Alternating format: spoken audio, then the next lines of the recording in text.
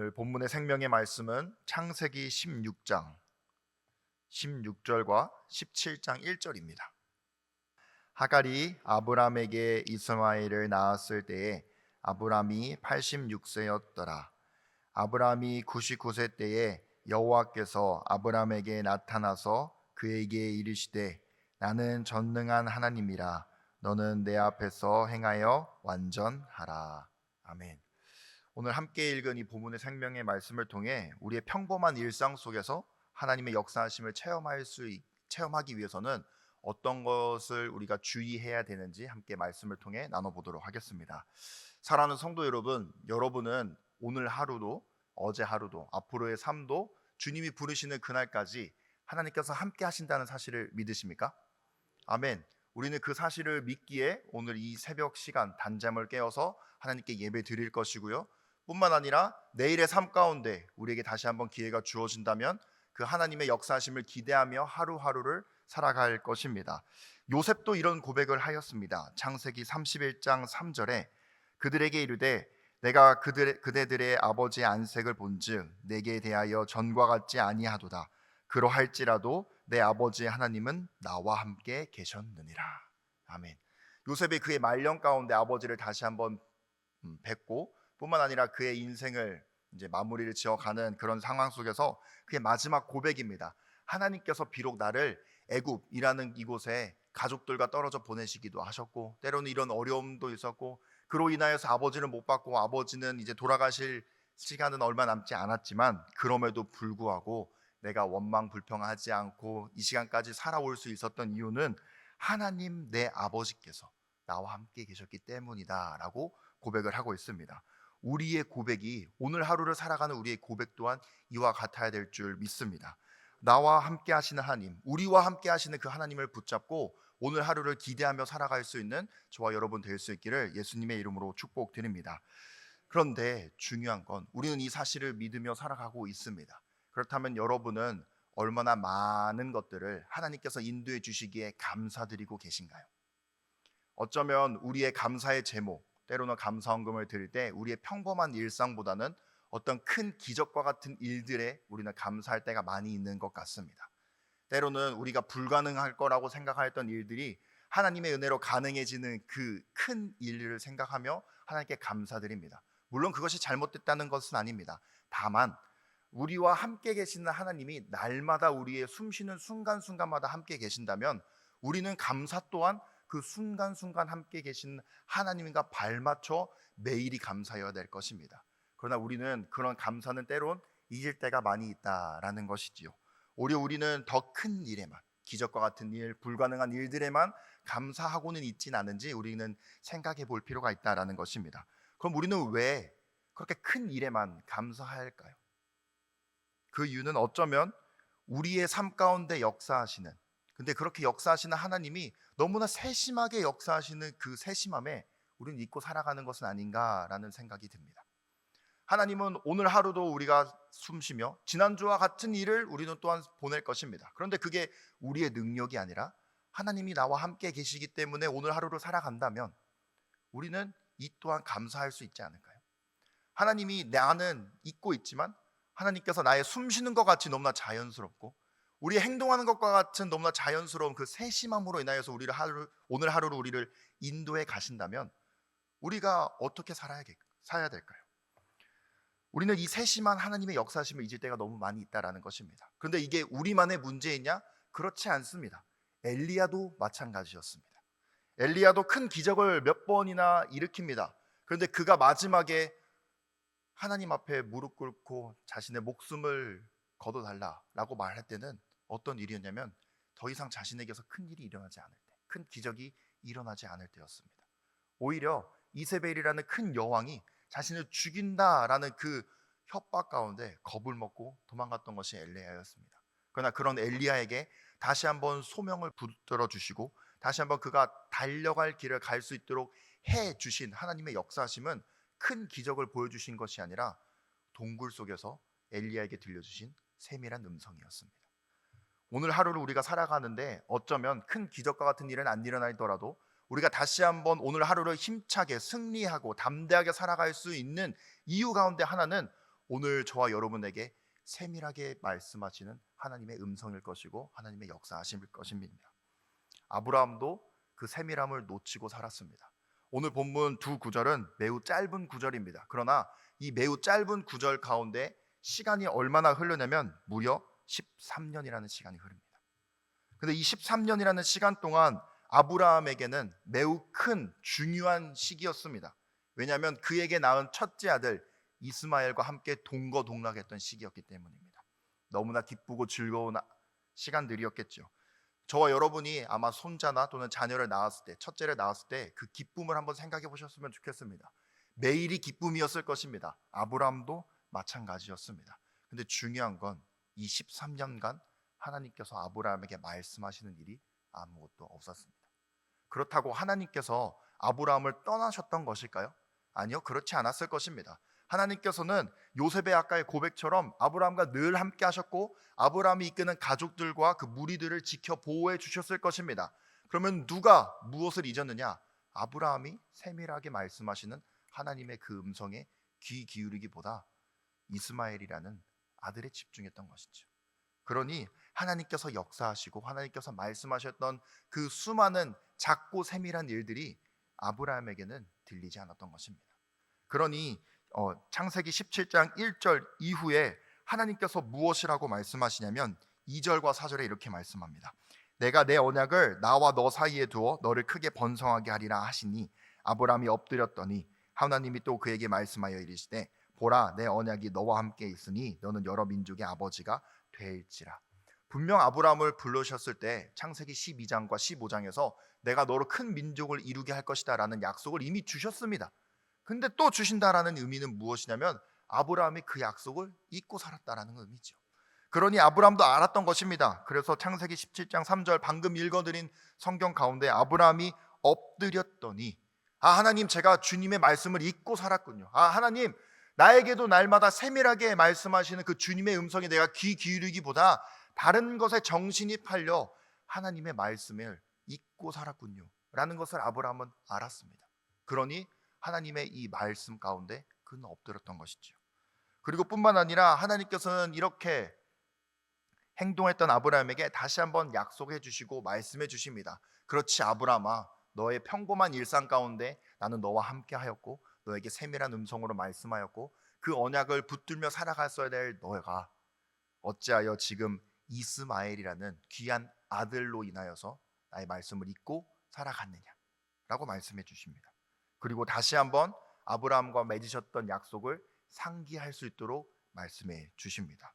사랑하는 성도 여러분, 하나님께서는 오늘 저와 여러분에게도 이렇게 세밀하게 말씀해 주실 것입니다. 저와 여러분이 맡겨진 그 삶의 여정 가운데, 삶의 순간 가운데 저와 여러분에게 어제 주셨던 말씀, 그저께 주셨던 말씀, 우리가 알고 있었던 말씀들을 날마다 우리의 머리 가운데 기억나게 할 것이고 삶 가운데 살아갈 수 있도록 해 주실 것입니다. 그런데 다만 우리가 귀에 하나님의 말씀을 집중할 수 있는 이어폰을 꽂기보다 어쩌면 하나님의 말씀을 차단하는 노이즈 캔슬링을 켜고 있는 것은 아닌지 오늘 하루를 점검해 봐야 되겠습니다.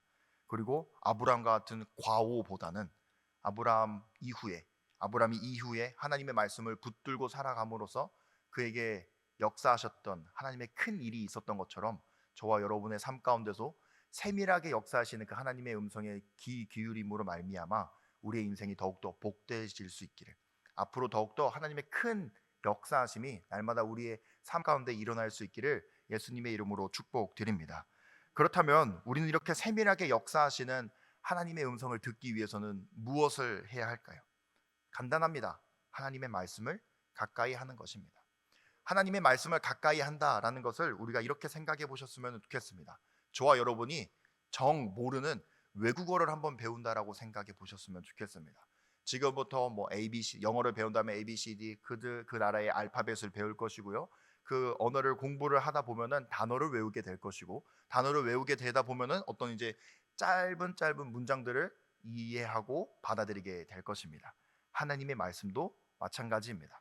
저와 여러분이 정말 수없이 많이 읽으셨던 하나님의 말씀입니다. 근데 하나님의 역사심은 거기서 멈추지 않으십니다. 그 말씀을 통하여서 우리의 삶 가운데 적용될 수 있도록 날마다 새로운 언어로서 우리가 알아들을 수 있도록, 이해할 수 있도록 말씀해 주시는 것이 하나님이십니다. 그런데 우리는 그 하나님의 말씀을 이해하고 알기 위해서는 어찌 보면은 번역기와 같은 기기가 필요합니다. 하나님의 말씀을 이해할 수 있는 무엇인가가 필요합니다. 그 도구가 무엇이냐면 성경인 것이지요. 하나님은 오늘 우리에게, 나에게 이렇게 말씀하시는구나. 하나님은 오늘 이 순간 나는 정말 짜증나고 화가 나지만 하나님이 나를 이렇게 인도해 가시기 위해서 오늘 또한 이렇게 말씀해 주시는구나 라는 것을 성경을 가까이 함으로써 다시 한번 하나님의 말씀이 무엇인지 재정목해보고 살아가야만 한다라는 것입니다. 아브라함이 이 삶을 잊고 살았다라는 것이죠. 그렇기에 그는 세밀하게 역사하시는, 세심하게 역사하시는 하나님의 역사하심을 놓치고 살았다라는 것입니다. 물론 그렇다라고 해서 불이익이 있는 것은 아닙니다. 다만 우리의 삶이 어려움이 발생하면 하나님이 함께 하신다는 걸 잊고 살아가기 때문에 우리의 입술 가운데서 나오는 건 원망과 불평일 뿐이고요. 뿐만 아니라 하나님은 세밀하게 역사하시는데 하나님의 역사하심이 보이지 않으니 엘리야와 같이 주님 저는 여기서 끝입니다 라고 포기할 수밖에 없다라는 것입니다. 그렇게 사랑하는 성도 여러분, 오늘 저와 여러분에게는 하나님이 늘 말씀하시고 계십니다. 그렇게 그 말씀을 붙들고 살아갈 수 있기를 예수님의 이름으로 축복드립니다. 고린도전서 9장 24절과 25절에 보면 이렇게 말씀을 붙들고 살아가는 우리를 향하여서 무엇이라고 말씀하시냐면 이렇게 말씀합니다. 운동장에서 다름질하는 자들이 다 달릴지라도 오직 상을 받는 사람은 한 사람인 줄을 너희가 알지 못하느냐. 너희도 상을 받도록 이와 같이 다름질하라. 이기기를 다투는 자마다 모든 일에 절제하나니 그들은 썩을 승리자의 관을 얻고자 하되 우리는 썩지 아니할 것을 얻고자 하노라 라고 말씀합니다. 말씀을 붙들고 살아가는 것은 분명한 목표를 향하여서 달려간다라는 것입니다. 그저 매일 책받기만 돌며 살아가는 것이 아니라 오늘 저와 여러분에게 하나님이 말씀하신다면 오늘 우리가 살아갈 하나님의 계획하신가 목표가 있다라는 것이지요. 목적이 있다라는 것입니다. 그렇게 그 세밀하게 말씀하시는 그 하나님의 음성을 붙들고 오늘 하루를 또한 전력 질주할 수 있기를 예수님의 이름으로 축복드립니다. 빌립보서 3장 12절과 14절에도 비슷한 말씀이 있습니다. 내가 이미 얻었다 함도 아니요 온전히 이루었다 함도 아니라 오직 내가 그리스도 예수께 잡힌 바 된 그것을 잡으려고 달려가노라. 형제들아 나는 아직 내가 잡은 줄로 여기지 아니하고 오직 한 일 즉 뒤에 있는 것은 잊어버리고 앞에 있는 것을 잡으려고 표대를 향하여 그리스도 예수 안에서 하나님이 위에서 부르신 부름의 상을 위하여 달려가노라. 아멘. 오늘 하루는 우리는 이렇게 달려갈 것입니다. 근데 그렇게 달려갈 때 목표와 목적, 향방을 잃고 달려가는 것이 아니라 세밀하게 말씀하시는 그 하나님의 음성이 오늘 저와 여러분의 분명한 방향, 올바른 방향으로 인도해 가실 줄 믿습니다. 그 하나님의 인도하심을 믿고 따라갈 수 있는 저와 여러분 될 수 있기를 예수님의 이름으로 축복드립니다. 사랑하는 성도 여러분, 이렇게 우리가 하나님의 세밀한 음성에 귀 기울일 때 어떤 일이 일어나느냐?